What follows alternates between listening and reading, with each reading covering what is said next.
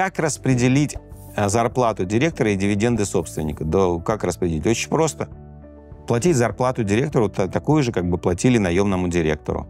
При этом организовать управление финансами так, чтобы регулярно выплачивались какие-то дивиденды, вознаграждения собственнику за его работу. Есть два абсолютно разных вида работы.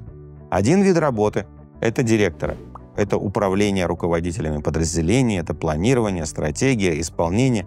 Образно говоря, можно было бы сказать, что директор – это человек, который выжимает максимум из имеющихся технологий, ресурсов, маркетинга и так далее. И есть другая работа – это работа собственника, владельца. Это работа, связанная со стратегией, с будущим, с привлечением инвестиций, с тем, чтобы у компании появлялись новые продукты, какие-то появлялись новые технологии и так далее. И это другая работа. И она должна по-разному оплачиваться. Когда-то я в своей компании, впервые в производственной компании Geroldt-Meister, выстраивал систему управления. Это было в 2003-2002 году. И после того, как мы выстроили финансовый менеджмент, при котором каждую неделю откладывались какие-то деньги в денежные резервы, какие-то средства откладывались в вознаграждение совладельцам. Ну, это единственный способ, как иметь денежные резервы и вознаграждение совладельцам, это если сделать это обязательным расходом, таким же, как налоги, аренда и так далее. И вот мы начали работать по такой системе где-то в 2002 году примерно.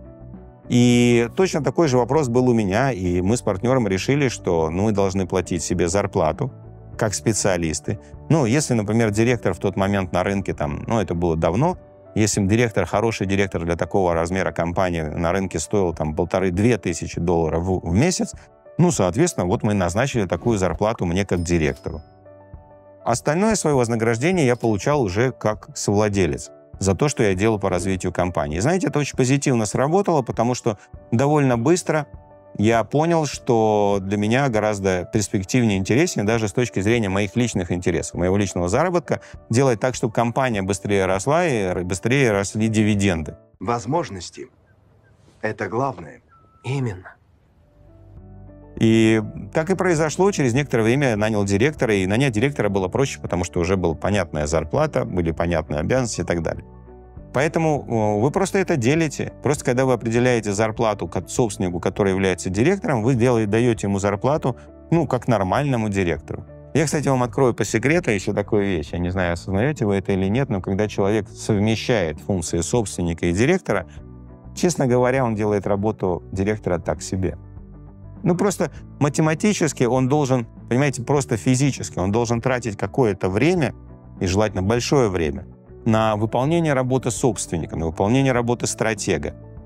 Но у него только ограниченное количество времени, так сказать, в сутках. Поэтому, конечно, он делает это за счет работы директора. То есть, если бы это был полностью директор, как говорится, на full time, на полный день, то он делал бы работу директора лучше. Поэтому, когда владелец является директором, это приемлемо на каком-то промежутке времени, но от этого нужно как можно быстрее избавляться. И есть еще одна причина, почему от этого нужно избавляться, потому что как собственник ты заинтересован повышать планку, ты заинтересован все время создавать что-то новое, толкать компанию вперед. А как директор ты, в общем-то, для тебя все эти толчки вперед и все эти новые штуки, они для тебя являются обузой, потому что как директор тебе надо заботиться о том, чтобы маркетинг маркетил, продавцы продавали, производство работало, согласовывать. И для тебя все эти будущие масштабы, они как бы являются проблемой. Это как бы вызовы, которые ты не очень-то хочешь получать. Когда мы совмещаем это в одном человеке, мы всегда получаем неэффективного директора и неэффективного собственника. Когда я являюсь директором, мне не очень хочется, знаете, вот эти смелые планы по развитию, потому что я понимаю, насколько у меня, как у директора, прибавится работа. И поэтому, когда я выступаю в роли собственника, помня о том, что мне потом, как директору, это надо будет реализовывать, я себя торможу. Я ограничиваю свое творчество, и, как результат, я наношу удар и по будущему компании, и по эффективности работы. Вот, собственно, и все. Поэтому скорее бы от этого избавляться. Избавиться от этого самый простой способ – это пойти на бизнес-бустер, построить систему управления, нанять директора, поставить, и все. Это самый быстрый способ, как от этого избавиться. У нас сотни компаний, сотни собственников, которые это уже сделали. И вы знаете, что происходит? Происходит магия. Потому что как только, построив систему управления, собственник ставит туда директора управлять этой компанией, он вдруг обнаруживает, что, черт побери, оказывается, есть столько возможностей для развития. Мы еще не используем это, мы не используем то, мы можем пойти туда. Как будто новый мир, новая жизнь перед ним появляется, новое будущее для его компании. Почему? Да не потому, что он стал очень другим, а потому, что он просто вылез из операционки, у него появилось время, у него появилась сила, у него появилось творчество посмотреть, и в этот момент он начинает реализовывать свой полный потенциал. И мне вот это нравится. Это то, что нравится нашей команде. Это то, ради чего, собственно, мы и работаем все вместе.